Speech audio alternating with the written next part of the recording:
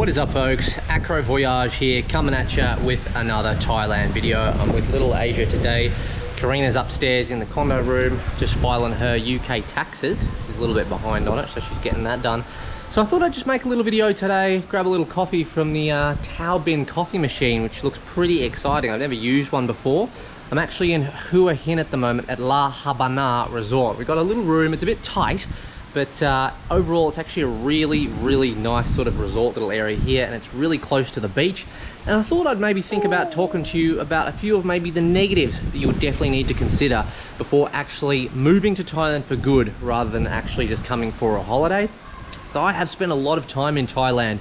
I'm 32 years old now. I was born in Thailand, and from the age of 16 I was fortunate enough to have my mum take me almost once every single year for at least maybe a month period up until the age of maybe 24, 25 before I moved to the UK. So I feel like, you know, I've got a fair idea of generally how Thailand is, but I think this time round, considering that I'm actually trying to live in Thailand with my family, there's probably a lot of things that I, you know, didn't really consider, especially the fact that I've actually got a daughter now as well. You know, you got to consider that as well. I'm sure you sort of fathers and mothers out there would be fully aware of that. So we're going to discuss that in today's video, folks. If you've got any questions at all, please let me know in the comment section below. I'd love to connect with you. If you like the video, like it, guys, and yeah, let's get into it. So what's really cool is they've got like these cool, nice little seating areas here. They make you feel like you're a lot wealthier than you actually are.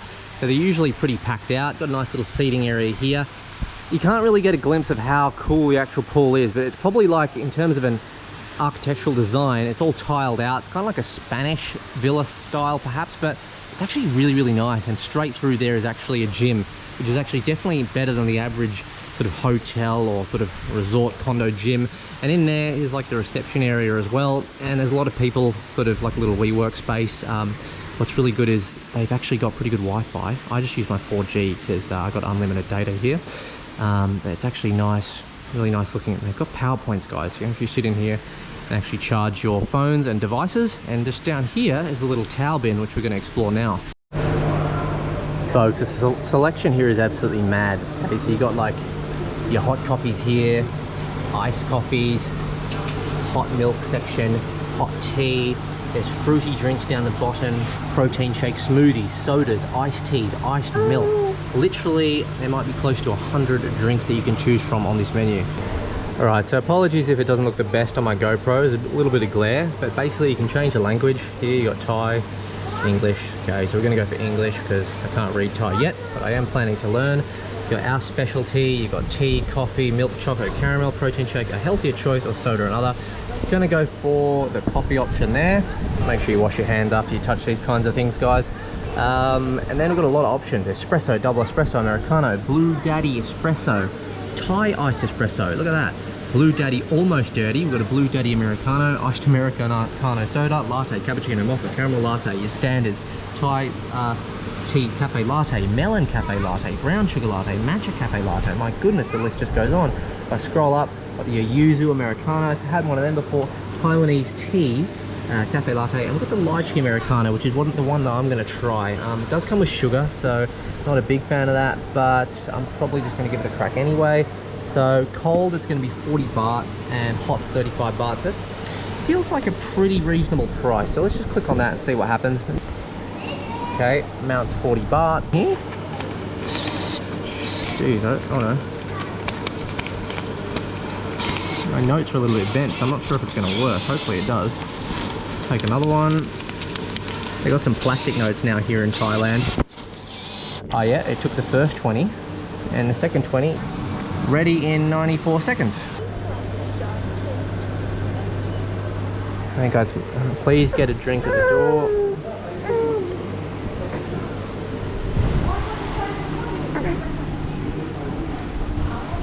Looks okay. Let's give it a taste. Whew, God, you always got to be prepared when you've got a little one, guys. That was exhausting. Okay, so let's give it a taste. All right, give it a bit of a taste. Feel like the ice ratios are pretty good.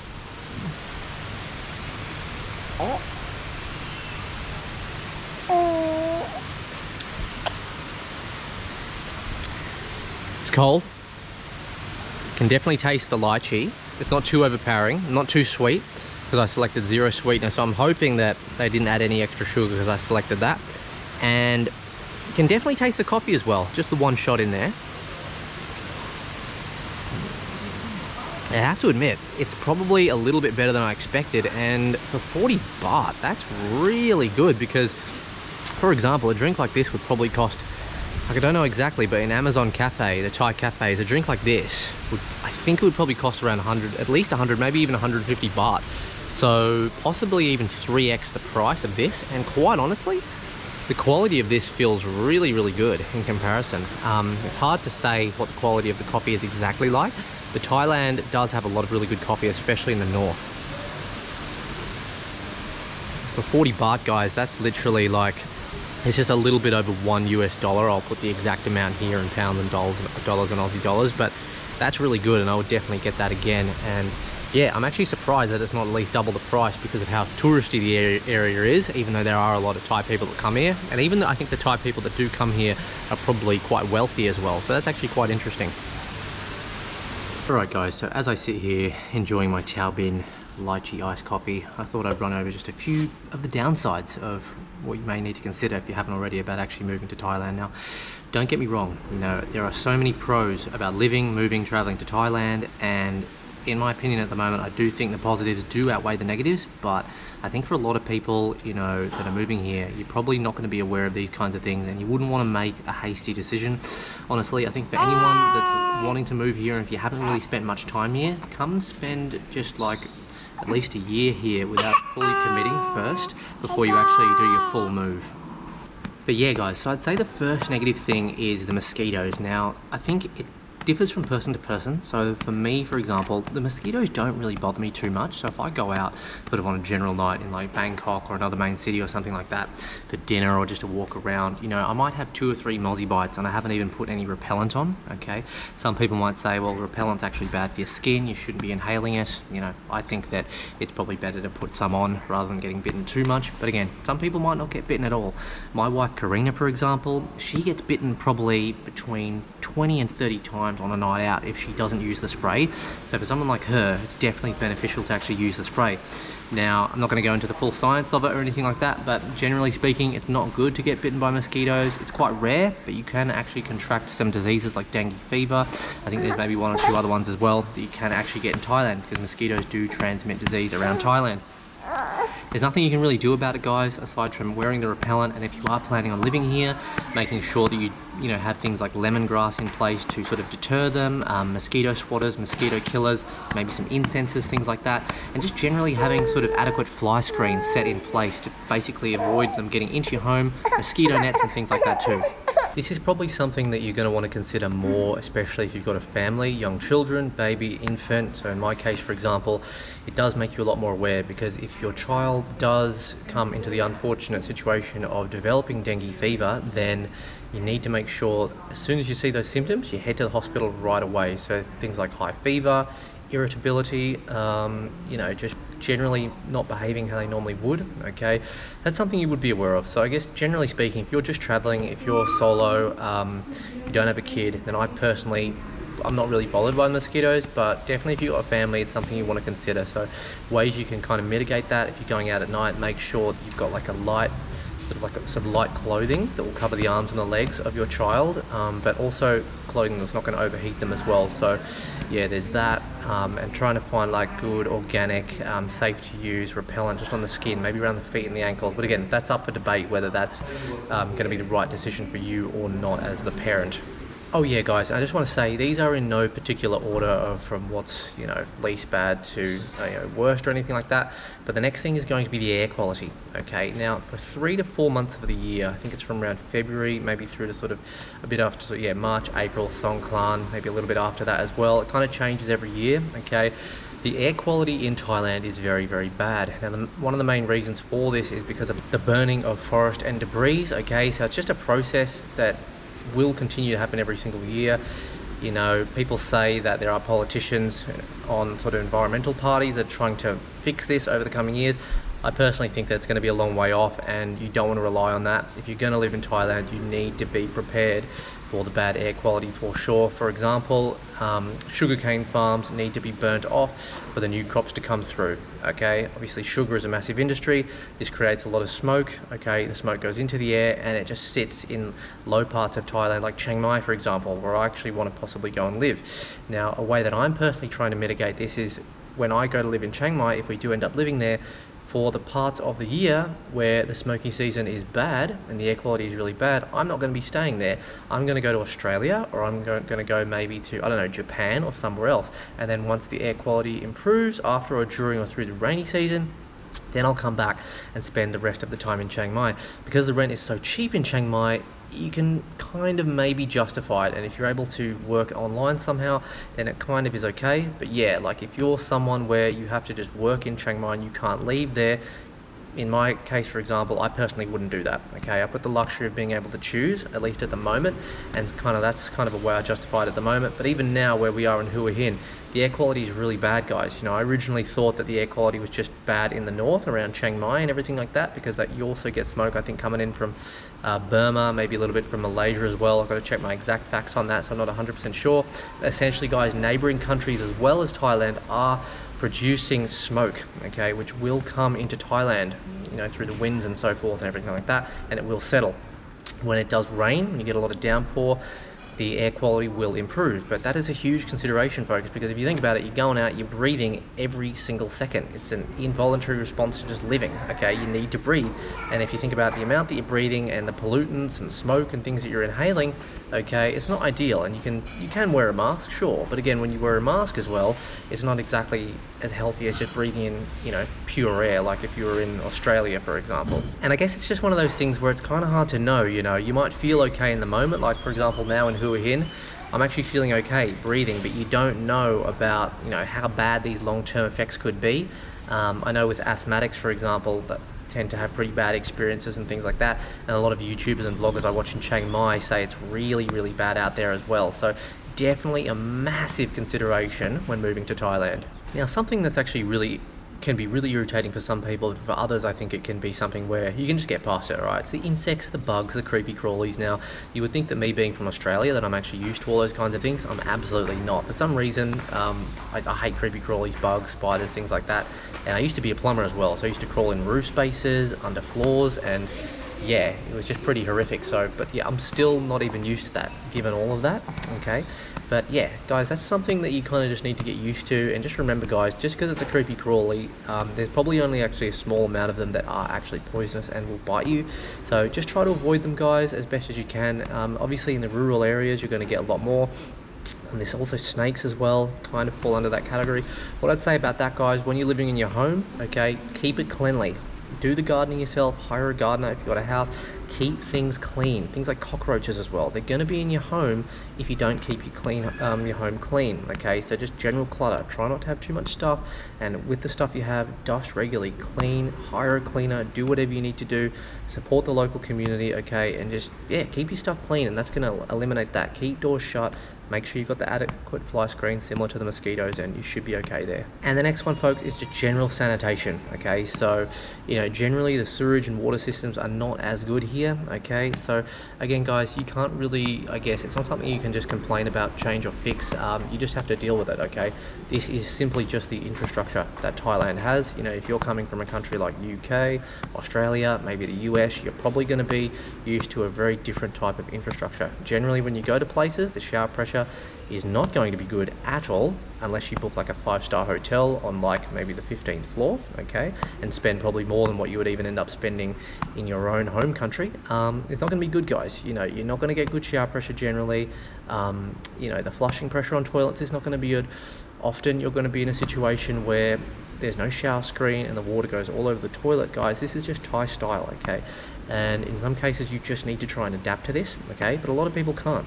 Okay, a lot of people are not able to adapt, and if you're not able to adapt, then you need to have the means through monetary means to actually be able to, set up the infrastructure in your own homes to be able to deal with that. But it's just basic things, guys, when it comes to the sanitation. Like, make sure you're always washing your hands. I mean, these are things that you should always do, no matter where you are. But especially, and not just in Thailand, but in other sort of Southeast Asian countries as well. But again, like I said, do it everywhere, guys. Wash hands regularly. Have your shower. Clean up after yourself, think about what you're touching, and yeah, you should be good on that front. Next one, folks, is the need for aircon. So aircon generally is not the best thing to have on all the time, but in Thailand you kind of do, at least for myself. But air that goes through an air unit, okay, an aircon unit, you're breathing in that air, okay, it's not necessarily the best thing. And if you're leaving your aircon on during the night, especially if you've got a little one, like our little girl, for example, Asia, she's got like a bit of a sniffly nose a couple of times on this trip because of the aircon. Okay, so it's been quite we have to adjust the temperature very carefully. So I think she sits around 27 degrees is the perfect temperature where she can actually sleep, but also not get a sniffly nose. Okay, these are not kinds of things that you need to worry about in the UK or Australia so much. Like, we don't even have aircon in Australia growing up. Just a fan was kind of enough because it's not hot all year round. But Thailand, FYI, if you weren't aware already, it is hot and bloody hot.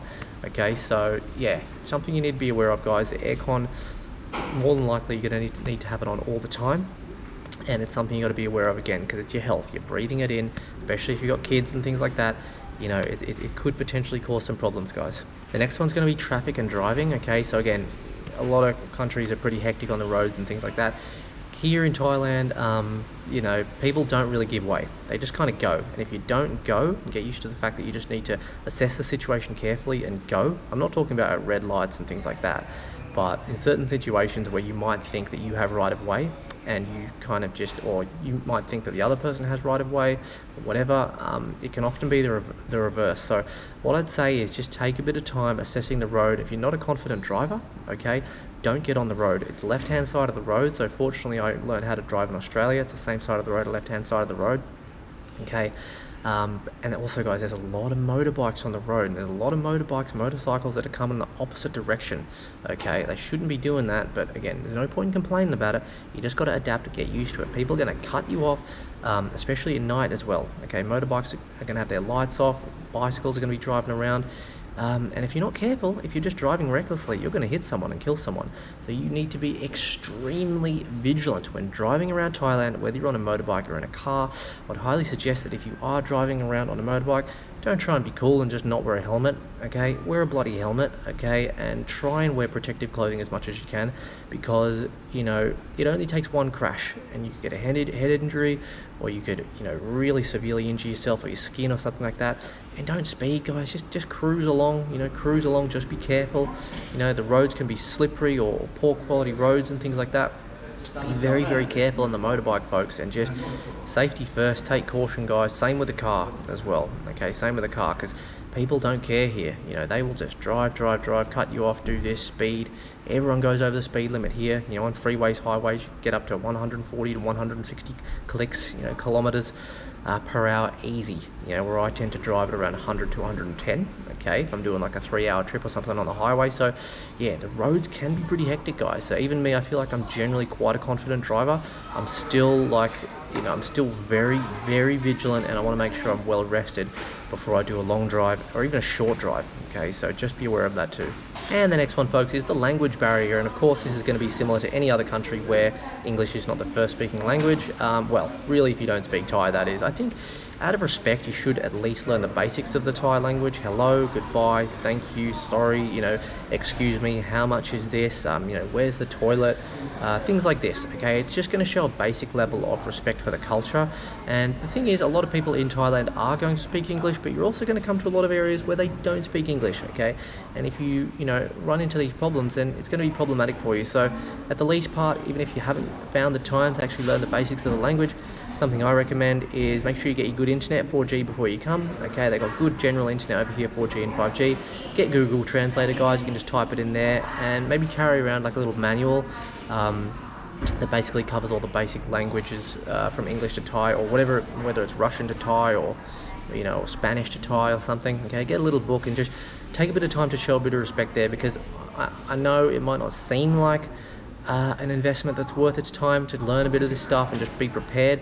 but actually it's going to go a long way because it's going to show the Thai people that you have a lot more respect for their culture, and that's going to come around and affect you in a positive way. Alrighty folks, so coming towards the end now. So this is one that me and Karina kind of fell for yesterday, and I like to call it the luxury shopping trap. So just because you come into Thailand, it doesn't mean that everything's cheap, okay? And I should already know this because I've been here like a number of times, but actually yesterday we went into a shop. I wasn't even thinking, I was just throwing bits, and both of us, Karina and I, were just chucking bits and bobs into the basket.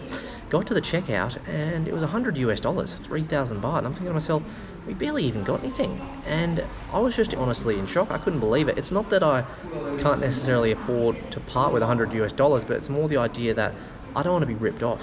Do you know what I mean? And we felt ripped off because honestly it felt like we got nothing. A few protein drinks, protein bars for the gym. Honestly, it was just a few random bits and bobs, and we looked in the basket. Yeah, and there was nothing there, and went through and actually calculated, added everything up manually, and it did add up, guys. It was correct, but honestly, it felt like that shop that we did yesterday. I'll try and leave the link for that in the description. It's called the Gourmet Shopping Market. Really nice place, but really expensive. But honestly, if I did that same shop in like a standard shopping market in the UK, for example, I would have expected to pay probably no more than around maybe 45 to 50 US. We spent 90 to 100 US, I think. So that was almost 2 times the price when we were in Thailand. So again, guys, there are a lot of people in Thailand that are mega rich, mega wealthy, a lot wealthier than you are or we will ever be. Okay, and there are places where these wealthy people want to go. And a big part of why this place was very expensive, we kind of figured this out after, is because a lot of their goods, produce, were imported from places like Australia, neighbouring countries as well. You know, beef and fruits and things like that. Avocados especially, okay? Really bloody good avocados coming from Oz. Very, very expensive. I think it was about maybe might have even been more, $5-6 US for one avocado. Whereas in Australia, you would still pay quite a lot, but not as much. Okay, so guys, when you're going through, just, you know, actually, I know it seems kind of obvious, but sometimes you're going to do it. Just make sure you have a look at what you're spending, and I would honestly say add things up as you go before you go to the checkout, and make sure that you're okay to pay that, because you will get a shock. It's actually happened to us a few times on this trip, but it was really bad yesterday. You know, it was ridiculous, and like, it's all good. You just got to let it go. It's a learning experience, but you know, if you're on a tight budget and you do that, you're going to be affected, especially if you're on a budget. So add everything up as you go and you should be okay. And the next one, folks, is scams. You know, just generally scams are going to be annoying. So, you know, generally you just got to be aware of them. What I'd say is, you know, watch a few YouTube videos as well, just talking about the types of scams that are maybe in Thailand. Not going to go into detail about them here, but just be aware, guys. You are in Thailand. You need to be vigilant about what's going on. It doesn't mean that it's a bad country or anything. There are scams all over the world, not just in Thailand, in Western countries as well. They do just come in kind of different shapes and sizes. So folks, I do hope you enjoyed the video today. If you enjoyed it, like the video, comment, guys, connect with me, let me know what you enjoyed, and maybe some future content you do want to see from Thailand. Going to be heading to Oz maybe in a couple of weeks, okay? And yeah, make sure you subscribe. Catch you in the next video. Cheers.